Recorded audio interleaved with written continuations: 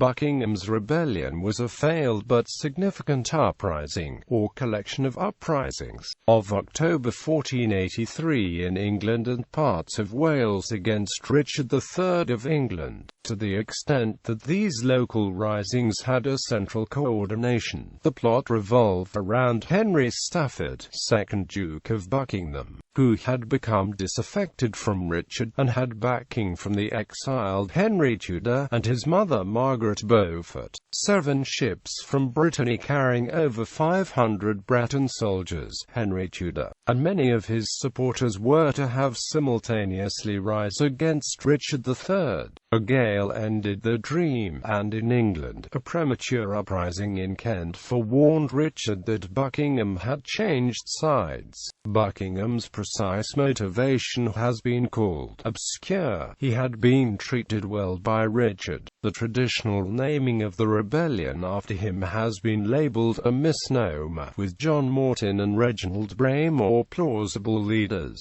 Rebels took arms against the king, who had assumed power from Edward V in June of that year. They included many loyalists of Edward V, and others who had been Yorkist supporters of his father Edward IV.